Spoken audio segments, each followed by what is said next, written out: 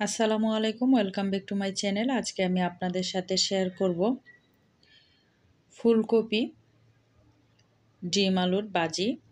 ভাত বা রুটির সাথে খাওয়ার জন্য এই বাজিটা খুবই দারুণ লাগে, বিশেষ করে সকালবেলা তো একদম জমে যায়। তো চলুন আমি কিভাবে ফুলকপি ডিম আলুর বাজিটা করি সেটা আপনাদের সাথে শেয়ার করি। ফুলকপি ডিম আলুর বাজি করার জন্য প্রথমে চুলায় একটা প্যান বসিয়ে দিয়েছি। প্যানটা গরম হওয়ার পরে দিয়ে দিয়েছি 3 টেবিল চামচ পরিমাণ রান্নার তেল, দিয়ে দিয়েছি 1 চা চামচ পরিমাণ আস্ত জিরা, তারপরে দিয়ে দিয়েছি 2টা মিডিয়াম সাইজের পেঁয়াজ কুচি। কিছুক্ষণ পেঁয়াজ আর জিরাটাকে ভেজে 5টা কাঁচামরিচ দিয়ে দিয়েছি। জালটা যার যার পছন্দ মতো দিয়ে নেবেন। পেঁয়াজ আর কাঁচামরিচটাকে কিছুক্ষণ ভেজে 1/2 চা চামচ দিয়ে দিয়েছি আদা রসুন বাটা। আদা রসুনটাকে দিয়ে পেঁয়াজটাকে আমি 20 সেকেন্ড ভেজে নিয়েছি। তারপর দিয়ে দিচ্ছি স্বাদ মতো লবণ,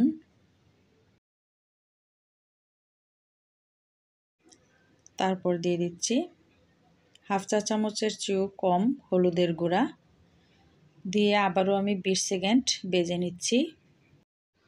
পেঁয়াজটাকে হলুদের সাথে মিশিয়ে দিয়ে দিচ্ছি 1.5 কাপের মতো আলু। আলুগুলোকে আমি টিউব করে কেটে নিয়েছি। আর এখন 2 মিনিটের মতো আলুটাকে ভেজে নিচ্ছি। তারপরে দিয়ে দিচ্ছি ফুলকপি।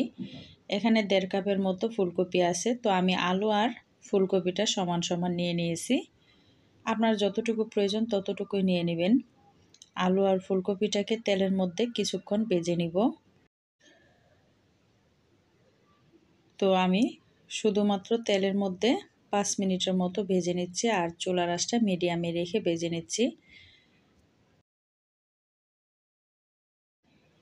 যখন মনে হবে যে মশলাটা নিচ দিয়ে লেগে যাচ্ছে, তখন আমি 1/2 কাপ পরিমাণ পানি দিয়ে দিচ্ছি।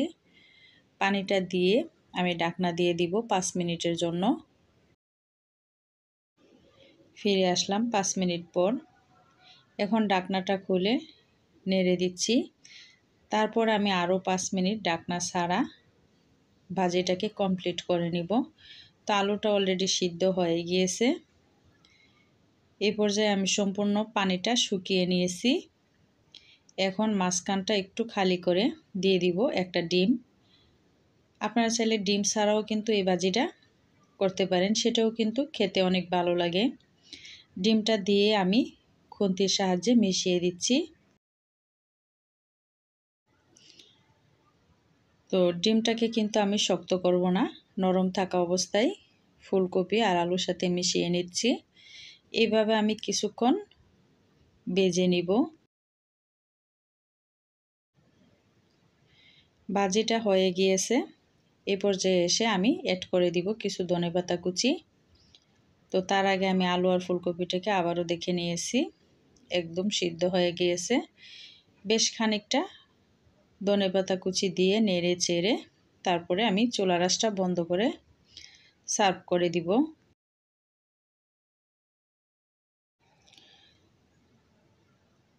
ধনেপাতাগুলোকে মেশানো হয়ে গিয়েছে, এখন চুলাটা বন্ধ করে দিচ্ছি। তো রান্নাটা রেডি হয়ে গিয়েছে, দেখতেই পাচ্ছেন ফুলকপি ডিম আলুর ভাজিটা কতটা লোভনীয় হয়েছে। রেসিপি ভালো লাগলে চ্যানেলটা সাবস্ক্রাইব করে সাথে থাকার অনুরোধ রইল। আজকের মতো বিদায় নিচ্ছি। আল্লাহ হাফেজ। আসসালামু আলাইকুম।